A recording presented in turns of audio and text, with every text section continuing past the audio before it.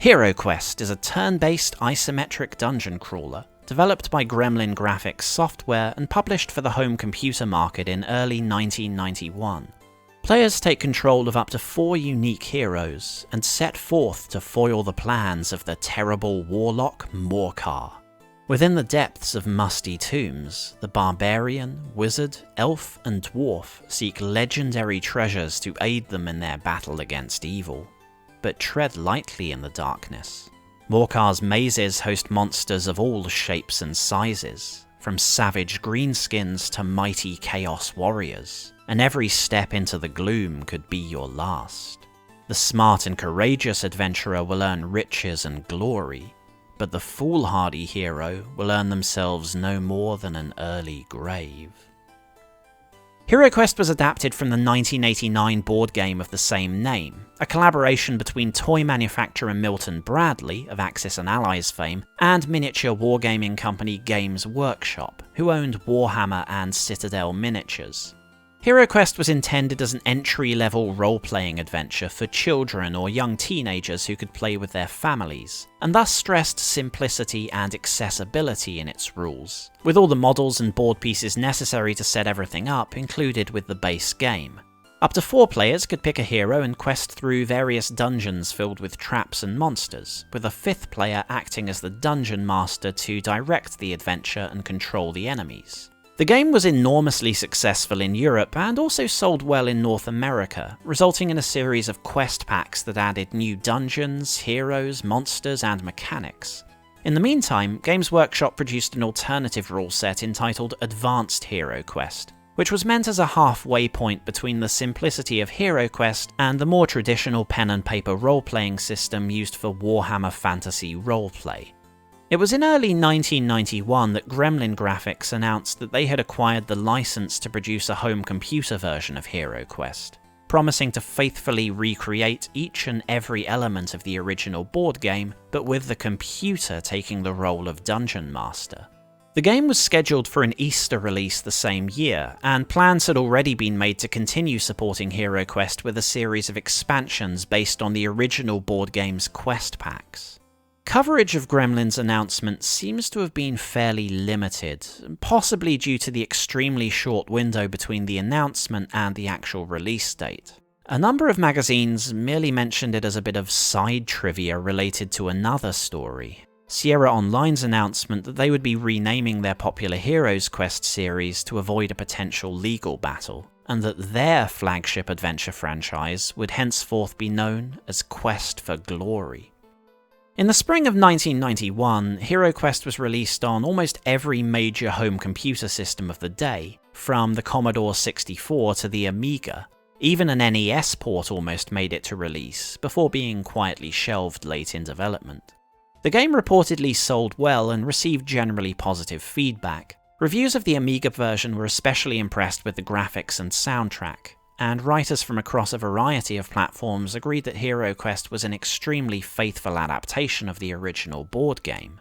But though some, particularly European reviewers, enjoyed the novelty value of having a digital recreation of HeroQuest, other publications felt that this strict adherence to the original was detrimental to what was supposed to be a computer role-playing game.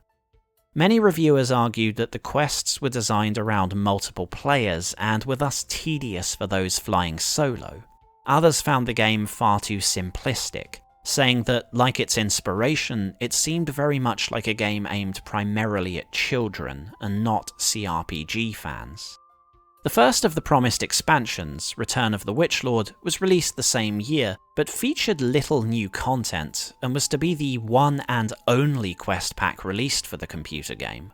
By this point, Gremlin had already started moving staff to other projects, using the HeroQuest engine as a basis for adapting another popular Games Workshop board game, Space Crusade. Space Crusade was a more tactical sci-fi spin on HeroQuest set in the Warhammer 40k universe, with players controlling squads of space marines battling through Xenos-infested space stations. Gremlin released Space Crusade for home computers in spring 1992, and soon followed up with the Voyage Beyond expansion pack.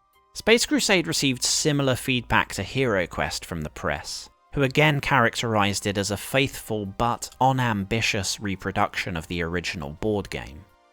Gremlin released an official sequel to HeroQuest in 1994, entitled HeroQuest 2: Legacy of Sorasil, but by this point interest in the franchise, in both its physical and digital forms, was on its last legs, with the last major update to the board game having been released in 1992.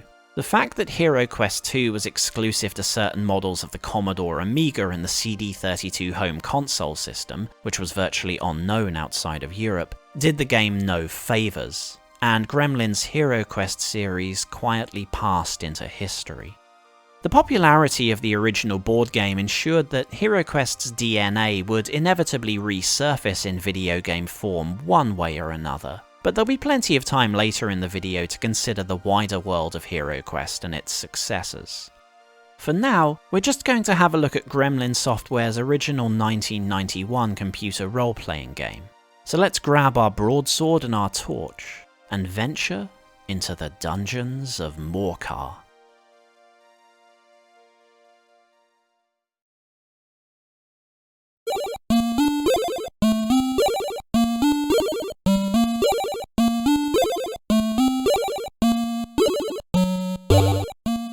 Unlike typical CRPGs, HeroQuest doesn't feature a single overworld map combining all the game's locations into one great big vicinal universe, but instead chops the dungeons up into individual quests that are selected from the main menu.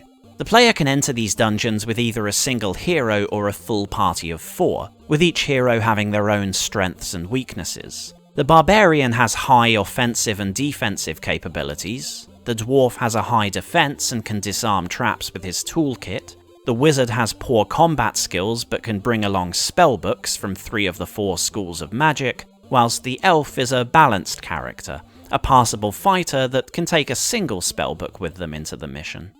Once the heroes have entered a dungeon, they'll have to complete an objective: slay a monster, raid a treasure cache, rescue an NPC or some other heroic deed, and then find their way back out. Everything in the dungeon takes place in turn-based mode, from movement to actions to combat. At the start of each player's turn, a dice roll determines how many movement points they have available, and they'll also have the chance to perform a single additional action, such as studying the room, searching for treasure, attacking a monster, or casting a spell. Taking the time to scan a room can be important, as it'll reveal hidden doors or deadly traps. Searching a room for treasure could spring an unrevealed trap, or have a random chance of spawning a wandering monster that will immediately attack the hero. Most combat in the game takes the form of a melee encounter, which causes the 2 combatants to enter a separate screen and roll for attack and defense. Attack dice take the form of skulls, whilst defense is represented by shields. So long as a defender's shields are equal to or greater than the attacker's skulls, they'll be safe. But for each skull that exceeds the defender's shields, a single point of damage will be inflicted. Heroes start with multiple hit points, or body points as the game calls them, but most monsters will die after a single point of damage. Nobody except the attacker and defender can act during combat, but other actors can initiate their own actions after this phase is over. Ranged attacks like spells are a little different. The player can select a fireball, for example, and then cast it on a target, with a pop-up message showing the result. Spells can also be used to cast buffs or debuffs for extra attack and defense, heal wounded characters, increase movement points, or automatically search a room. Once the spell is used, it will be discarded and can't be used again until the next dungeon. Similarly, many of the items characters find as they search for treasure, like healing potions, heroic brews and such, can only be used in the same mission as they were found. The only items that carry over between missions are equipment and quest items, like magic swords or talismans, and any gold that was collected in the dungeon. Once the heroes find the exit and escape the dungeon, they'll be able to spend any gold they acquired in the armory. Weapons and armor that will improve their attack and defense dice, or extra toolkits so other characters can use the dwarf's disarm traps ability. Depending on which version of the game is being used, the player should also make sure to save their character's status between missions. This will record the character's gold and equipment, as well as their current body points, which aren't automatically restored between dungeon runs. There's an option entitled Renew, which is rather misleadingly explained in the manual as restoring the character's status, but is actually more of a reset button for salvaging dead characters, deleting their gold and equipment in exchange for returning all their health points. Once the player is ready to continue, they can pick their next dungeon. The dungeons should really be done in order, and in certain versions of the game each level has to be unlocked to progress, but the player could theoretically leap right into any mission from the start. This isn't a good idea, as the later missions are designed around the assumption that the players have better equipment and some magical artifacts. Most importantly, the Spirit Blade, which is the only way to harm the game's final boss. There are a total of 14 missions in the base game, with an extra 10 missions added by the Return of the Witchlord expansion, although certain versions of the game have 1 or 2 extra starting dungeons. Assuming the player is following missions in the correct order, their ultimate goal is to defeat Morkar's lieutenant, the Witchlord, and return to civilization as Knights of the Empire. Looking back at contemporary reviews of HeroQuest, it's bizarre to see so much fawning, almost sycophantic praise for the game, with scores of 90 to 100% and not a negative comment in sight in some publications. Now, assuming these reviews were entirely legitimate and free from financial pressures, it's important to keep in mind that this was only 3 years after the original release of the board game, meaning that in 1991 the novelty value of playing a computerized version of HeroQuest was pretty significant. But even back then, more critical voices correctly pointed out that in trying to perfectly emulate the gameplay mechanics of the original tabletop experience, HeroQuest is a game that was hamstrung from its very conception. The board game was, after all, primarily aimed at children, and mums and dads who had no experience of pen and paper role-playing games. There's some controversy over who deserves the most credit for HeroQuest's early development, but it's generally agreed that the tabletop game went through a continual process of streamlining and simplification for the benefit of its target demographic. It's true that HeroQuest retained its popularity for a long time and is still played today, but a lot of these older players are using different, often more advanced interpretations of the rules, and can not only choose to play campaigns from the original release, but also the numerous fan-made adventures created over the years. HeroQuest always encouraged dungeon masters to experiment with new quests and dungeon layouts, something Gremlin's adaptation fails to provide tools for. But even if we restrict our understanding of HeroQuest to the original campaign with the standard rule set, the home computer version is still missing important facets of the original board game experience. HeroQuest was designed as a communal game, friends and families sharing snacks and quibbling over dice rolls, siblings strangling each other over who had to play the most useless hero. The computer game doesn't have this. The game doesn't support internet, local area network, or play by email, so true online multiplayer is not an option. And unlike the board game, there's no option for someone to play as the dungeon master. Gremlin offered a fig leaf to multiplayer with the option of divvying up control of the heroes to different parts of the keyboard, mouse, or joystick, but it's very hard to imagine people crowding around a home computer and playing the game in this way. It seems like there was some expectation of having multiple players competing with each other rather than collaborating on quests, since loot can't be traded between characters, and there is some benefit to reaching a room before everyone else, but I think this was a case of serious wishful thinking on Gremlin's part. I certainly didn't play it with family or friends as a kid, and I imagine most people who had the game back in the 90s played it solo too. And as a single-player RPG, it's an unfulfilling one. It's perfectly feasible to play through the entire game with either a single hero or the full cast, but neither approach yields a whole lot of fun. Playing with a single hero, things go like this. Enter a room, attack, end the turn, scan for traps and secret doors, end the turn, search for treasure, end the turn, go to the door and open it, end the turn, and finally enter the next room and repeat the whole process. It's just so laborious, and it isn't helped by the randomized movement points that mean it can take multiple turns to go down a single corridor. It definitely feels like the quests are still designed around having multiple players, with mechanics like having to carry chests back to the dungeon entrance, or magic doors that spirit party members away from their fellows and into dangerous situations. And the game is more enjoyable played in this way, ideally with the heroes buddying up to explore the dungeon faster and leave some element of danger to the combat, plus having a bit more to do in the armory between missions. But overall it's still quite dull. Aside from a little bit of depth from the spells and consumables, combat still feels perfunctory rather than challenging or fun. And when there's no combat, just navigating around the dungeon is even more tedious with multiple characters, waiting for heroes with bad movement rolls to catch up and clicking away to get everyone through to the next room. Some reviews suggested that the mere act of doing away with visible dice rolls took a lot away from the experience, as in the board game there was at least some tension in waiting for the dice to come to rest. Whereas in the game, you can see the combat rolls immediately and just wait for the animations to catch up. Still, can we forgive HeroQuest's flaws in the face of the fact that it was trying its best to stick to the board game? Personally, I don't know. I mean, should it have gone down this path in the first place? It's extremely difficult to find information about HeroQuest's early development at Gremlin. Nobody seemed to particularly care at the time. There's actually more info on the Space Crusade adaptation, since after HeroQuest's sales, magazines had decided that it was actually worth paying attention to.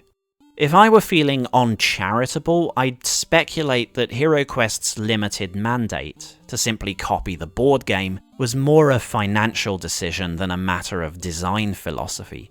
Let's not make the mistake of thinking that computer role-playing games or dungeon crawlers were unsophisticated in 1991. The same year as HeroQuest was released, players could already go on an epic fantasy adventure in Ultima 6, or enjoy deep and rewarding tactical party combat in Champions of Krynn.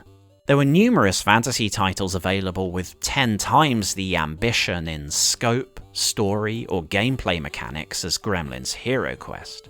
But such titles took time, resources, and money, and we have no idea what time frame or legal considerations were part of the licensing contract between Gremlin, Games Workshop, and Milton Bradley. In previews for Space Crusade, Gremlin said that there was very little involvement in the development process on the part of the IP holders, so I suppose we could interpret this as meaning that Gremlin could have gone with a more ambitious route in both HeroQuest and Space Crusade. This is exactly what Electronic Arts did with their 1993 home computer adaptation of the Space Hulk board game. An official promo for the game was featured in White Dwarf magazine, in which Gremlin's home computer versions of HeroQuest and Space Crusade were indirectly dismissed as being dull and less than successful precisely due to being too faithful to the board game. Space Hulk, by contrast, was designed to play to the strengths of a computer rather than a tabletop game, which, in their view, meant audiovisual immersion and immediacy of action to simulate the intense horror of Marines battling an endless tide of murderous Xenos. I strongly suspect that Gremlin made the decision to keep HeroQuest's scope as limited as possible so they could just get it done and ship it. The Return of the Witchlord expansion is really just a remix of the missions and monsters of the original levels, and doesn't even include some of the minor new mechanics added by the board game version, let alone the additions of the later UK and US quest packs, such as Against the Ogre Horde or Wizards of Morcar. What players are left with is an extremely simple, rather dull, and somewhat short dungeon crawler. Space Hulk certainly wasn't to everyone's taste, but at least it tried to take advantage of the possibilities offered by the medium of home computers. I'm sorry to say that in the year 2022, HeroQuest can't be recommended as a CRPG, as a fantasy epic, or as a turn-based tactical combat simulator. The world of tabletop HeroQuest may well be one of magic and high adventure, but Gremlin's title has nary a spark.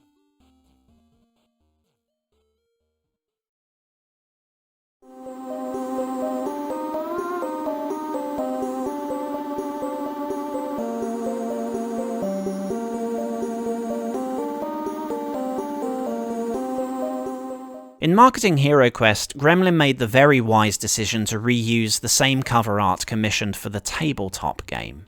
Painted by Les Edwards, famous among other things for his Conan and swords and sorcery illustrations, there's no doubt that having this iconic image on the box reeled in more than a few potential customers. It's a picture that promises almost everything you could want from fantasy combat: steel, spells, and savagery.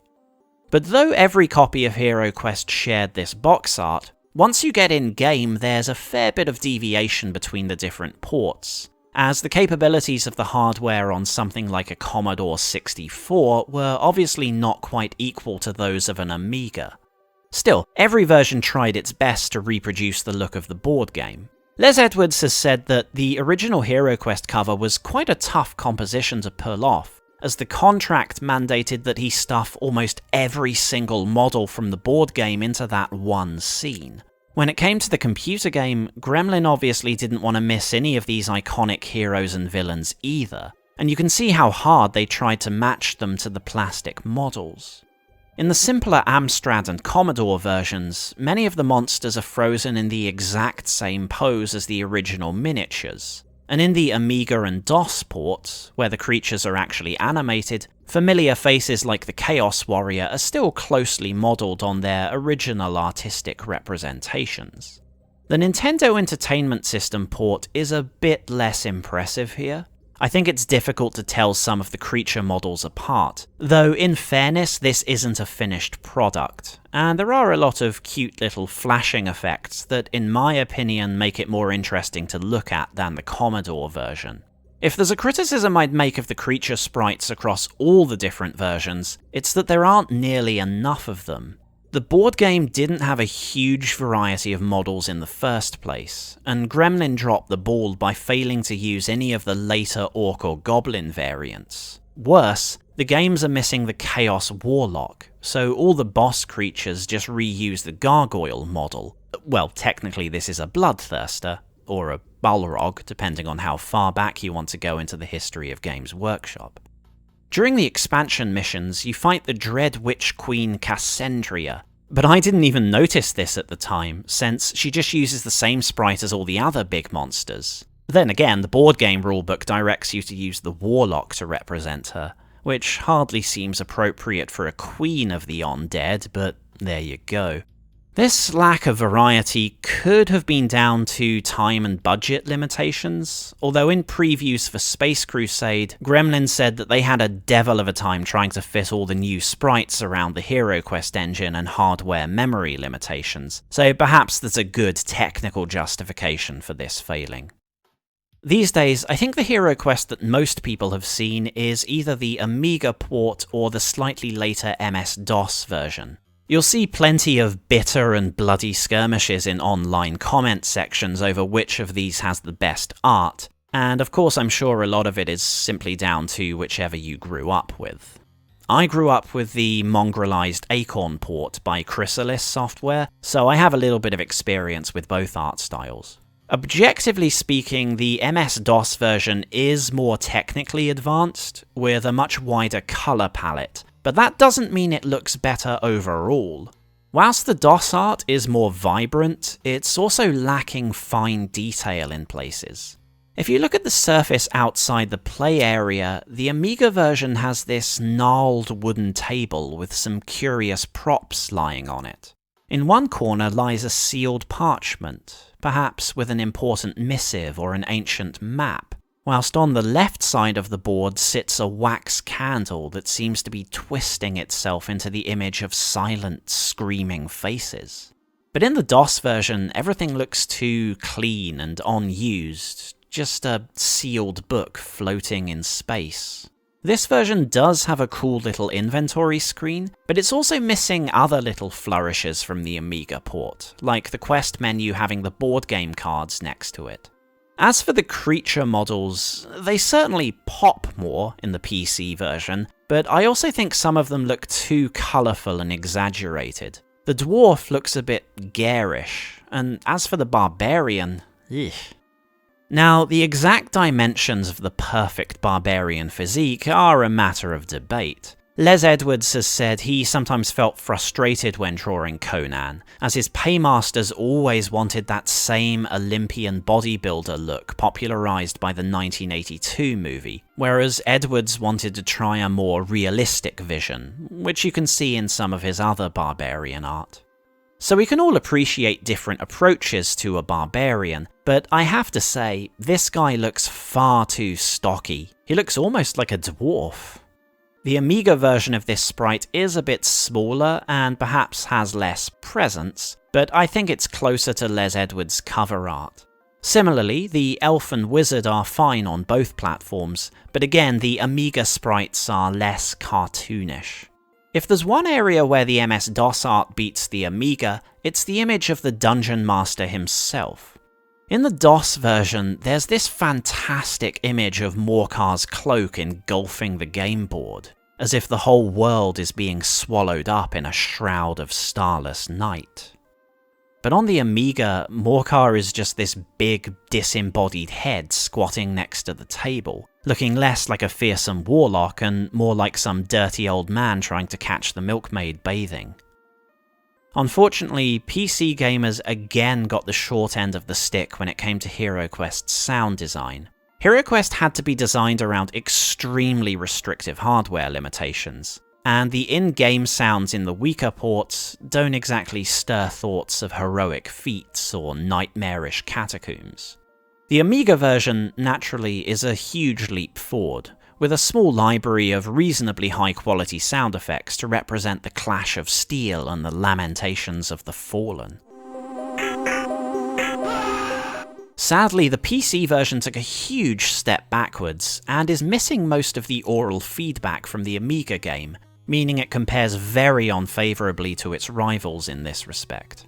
PC reviewers were doubly unimpressed by this when Gremlin reissued HeroQuest on CD-ROM in 1995. At the time, many re-releases would take advantage of the new CD-ROM format and include new soundtracks, more sound effects and voice dialogue, FMV cutscenes, and so forth. But Gremlin simply dumped the floppy disk versions of HeroQuest onto a small corner of the CD and washed their hands of it. Mercifully, the DOS version isn't missing what most people remember the game for today. Its music. The original game's score was composed by Scottish chiptune artist Barry Leach, who was working under severe restrictions due to the target hardware. Leach has referred to HeroQuest's soundtrack as a happy accident that fits 7 minutes of magic into a mere 30k of memory. Leach's career spans almost 40 years of video game music, but he still cites the HeroQuest theme as one of his top 10 favourite compositions. It's small wonder that so many fans remember a score that somehow captured a little of the mystery and majesty we expect from a fantasy adventure, despite the hardware limitations. As with the graphics though, which version of HeroQuest fans remember is another matter, and once again it's probably down to which port they played first. You'll find plenty of fans who insist the ZX Spectrum music is best, others favour the Amiga score, and some claim the DOS composition takes the crown, especially the Roland MT32 version. A lot of people have pointed out that there's a part of the main theme that riffs on the opening to Golden Brown by the Stranglers, which Leach has admitted to, but I'm not going to compare them here since I'll just get a copyright strike. Whichever version is best, the score inspired quite a few tributes and remixes, including a piano version, a metal cover, and an orchestral homage. Leach himself revisited the HeroQuest score for parts of the game's Dark Quest and Dark Quest 2's soundtracks, so HeroQuest fans might want to have a listen to those on Leach's Bandcamp if they're interested. For those fans who want to revisit the game proper, you won't find it on GOG or any other digital distribution platforms, so you'll have to find an original copy on eBay or commit the vilest of crimes against intellectual property rights. Whatever the game's copyright status, nobody seems particularly interested in enforcing it, since you can find downloadable copies of the game all over fan sites. As I mentioned earlier, the gameplay on all these versions is generally quite similar, so which version is best really depends on your taste in the art style. I prefer the Amiga version myself, but the DOS port is probably the most widely available and easy to set up.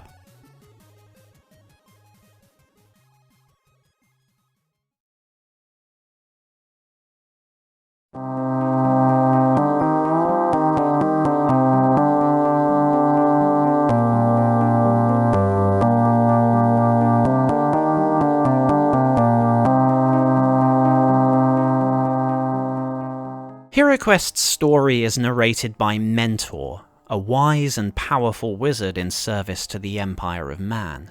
Mentor is engaged in an eternal battle with the warlock Morcar, who had once been Mentor's own apprentice.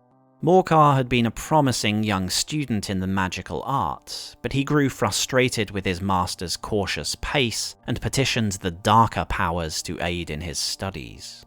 Upon being exposed, Morcar fled to the Chaos Wastes to lick his wounds and gather the forces of evil to his side. Today, Morcar's powers are so great that Mentor must expend all of his own magical energy to contain him, leaving him unable to impede the fell legions that march at the Warlock's command. The borderlands are already under assault from Morcar's armies, and soon the Empire itself will be in dire peril. Mentor gathers 4 courageous but on-blooded heroes to his side, instructing them to go out into the world and counter Morcar's forces. At the climax of their adventure, they'll face their ultimate test, to confront Morcar's own lieutenant, the Witch Lord, and destroy him for good. With this victory, the heroes may return to the court of the Emperor and finally be proclaimed as true champions, as Knights of the Empire. HeroQuest's story more or less matches that of the original board game, although it is missing a few bits of backstory that help explain the context of some of the quests. There's also some inconsistency between the backstory explained in the manual, which is lifted from the tabletop game, versus the in-game introduction. Then again, HeroQuest's lore as a whole is a bit of a mess.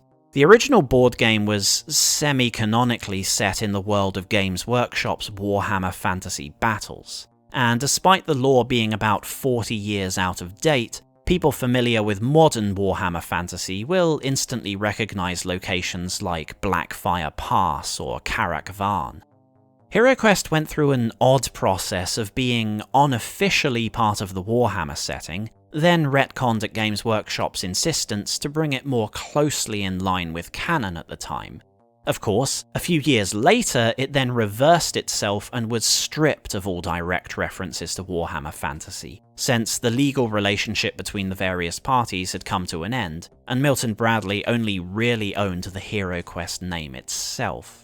This latter stage is most obvious in HeroQuest 2 Legacy of Sorasil, and of course Hasbro's 2020 relaunch of the board game, where various names were replaced with more generic ones, unburdened by the ghosts of copyright past. Gremlin's first HeroQuest game is from around the period when the board game was not formally branded as a Warhammer Fantasy game, but it was pretty obvious to everyone that it was meant to be the same setting. Obviously, not everything is going to line up with more recent lore. The geographic relationship between the Northern Chaos Wastes and the Border Princes is a little confused, for example, and you get slightly out-of-date versions of monsters, like the mummies or Famir.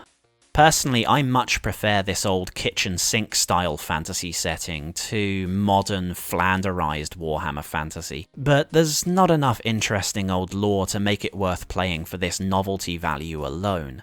In fact, the story as a whole is probably not worth the price of admission, be that price in money or time. If you're playing the missions in order, there is some sense of a developing narrative, like how one quest involves rescuing a knight from an orc warlord. The next quest involves assassinating that warlord, and a later quest has the players kidnapped by the warlord's bigger and nastier get. On occasion, the story will be progressed by in-mission events, like when the players inadvertently awaken the Witch Lord, but getting a silent pop-up message is obviously a bit less effective than having a good dungeon master narrate it. If you continue on into the expansion quests, there are also a few callbacks to earlier events, but I doubt many players cared all that much. There aren't even any beautiful, scantily clad young women to be rescued, which makes you wonder what the barbarian is doing there at all. It's a very rote fantasy story, not remarkably well told, and without the production values to rescue it from mediocrity. So if the central narrative is too weak to hold up on its own, perhaps some memorable characters will save the day? Alas, HeroQuest falls short here too. None of the heroes really have a backstory or motivations beyond their race and class. Obviously, the board game was never interested in going down this path either. The various rulebooks and marketing materials couldn't even agree on the champions' basic details other than their appearance. The closest the four heroes got to being distinct characters was either the promotional comic by Marvel, which gave them all names and a little bit of personality, or the tie-in novels written by Dave Morris. And this was all by design, of course, since the heroes were meant to be claimed by the players themselves, and fleshed out as much or as little as they wanted. Now, let's be fair, the board game's simplicity always prevented it from being able to facilitate the emergent storytelling of a more traditional pen and paper RPG, but that doesn't mean players couldn't get deeply invested in their heroes. You still had some level of interaction between your champion and at least one or two other players. Plus, you got to physically record your character's backstory and progression on the character sheet, and actually hold their figure in your hand. You may have even painted it yourself. Gremlin's version is missing any of this. You can customize the character's name, but that's the extent of it. It's true that the home computer version of HeroQuest did an almost flawless job reproducing the basic mechanics of the board game, but it comes nowhere near to capturing the role-playing side. Emulating pen and paper role-playing has been the distant, seemingly unattainable dream of CRPGs for nearly half a century. But by the 80s and 90s, there were certainly more than a few titles that at least mimicked something of the spirit of a classic fantasy adventure. Not only does HeroQuest fail to imitate the limited role-playing options of its parent game, but its adherence to the board game, in cutting the world up into little bite-sized dungeons, means it lacks many of the elements other CRPGs had that helped immerse players in their adventures.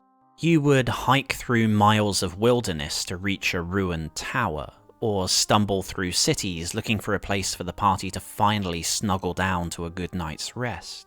In many of those games, there was at least a sense you were in a distinct place, a patch of grass within the borders of a nation that existed within a magical land, and there was a feeling of continuity to your adventures. Whereas in Gremlin's title, you just pop in and out of each dungeon without thought to the journey or the world as a whole. You don't really care about the story, you don't care about your characters, and you don't really feel like you're part of anything.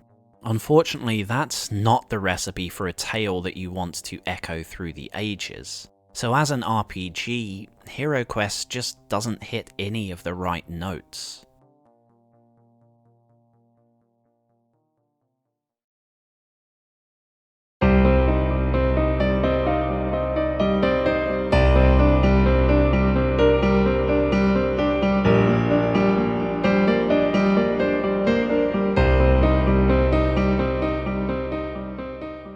Most of the games I cover on this channel are usually picked for a specific reason. They might be very obscure, maybe I think they're interesting to talk about, or they have particular artistic value. HeroQuest doesn't really fit into any of these categories. It's not that obscure, it's not an ambitious or historically important game, and in general it's probably not worth playing today. It's not that HeroQuest doesn't have its fans, but I doubt anyone is going to stumble across it and start writing about having uncovered some hidden gem. There's something to be said for looking at HeroQuest as an overly faithful tabletop adaptation, and maybe as a sort of training dummy autopsy of an RPG. It's like a medical model with all the complicated stuff torn out, so that we can try and identify just what it is that really makes for a CRPG. And the game also has some claim to fame as the first computer game set in the Warhammer universe, albeit semi-officially. For me, the appeal was really ticking it off my personal bucket list. I played it a long time ago and don't have a huge amount of nostalgia for it, but I thought it would be interesting to revisit anyway. The other reason was that I really want to finish HeroQuest 2, which I played a bit as a kid, but had to abandon because I was too scared of the vampire. So expect a video on Legacy of Sorasil one day, and we can have a look at how the HeroQuest formula was revisited by not only Gremlin Software themselves, but those that came after. As I mentioned back at the start of the video, HeroQuest didn't just suddenly drop dead alongside the licensing agreement. Back in 1995, Games Workshop produced a successor to the HeroQuest board game, entitled Warhammer Quest. And though this version of the game was itself discontinued a few years later, the Warhammer Quest franchise was resurrected with the release of 2 video game adaptations in 2012 and 2016. Though the Warhammer Quest games have no direct connection to Gremlin's CRPG, they could be viewed as kissing cousins to both the original board game and the computerized version. A somewhat more direct spiritual successor to Gremlin's game is 2013's Dark Quest by developers Brainseal, which was released for mobile devices but received a PC port in 2015. Dark Quest's gameplay, story, and setting were very heavily inspired by HeroQuest. In fact, the game's score was handled by Barry Leach, the composer for the original 1991 game. Dark Quest received a sequel in 2018, this time aimed primarily at the PC and console market. Dark Quest 2 draws from a wider range of inspirations than the first game, including titles like 2015's Darkest Dungeon, but it retains more than a little of Gremlin's series in its blood. And this wasn't the only budget title that took its cue from HeroQuest, as illustrated by the Arcane Quest series, for example. Meanwhile, the HeroQuest fan community have produced their own computerized adaptations of the board game over the years, such as Lurchbrick's HeroQuest modules for the Vassal engine. Vassal is an open-source games engine designed specifically for the purpose of recreating classic board games, and Lurchbrick's site links to all the files needed to set up a game of HeroQuest with your friends. Lurchbrick even made their own single-player version of HeroQuest, which includes the original campaign plus the Keller's Keep and Return of the Witchlord quest packs. There are a few other computerized versions of HeroQuest, meant either as a companion to the board game or to digitally emulate the tabletop experience in its entirety, such as the fan-made HeroQuest Master Pack available for Berserk Games' Tabletop Simulator. This mod pack gives players everything they need to play the original board game with players from around the world, including the various expansions and regional variations appended to HeroQuest over the years. So if you're interested in trying out the tabletop game, be sure to have a look. But these latter examples are all supplements or exact recreations of the board game, not attempts to convert the board game into a CRPG. Is it possible to make a good CRPG out of HeroQuest? Or are its inherent mechanics just so shallow that any attempt to do so would be like putting lipstick on a pig? Maybe we'll see in the HeroQuest 2 video. If you enjoyed this video, please leave a comment and feel free to tell me all the outrageous factual errors I made regarding the board game. In the meantime, I have another video to work on, involving a very interesting title and its very unusual fan remake.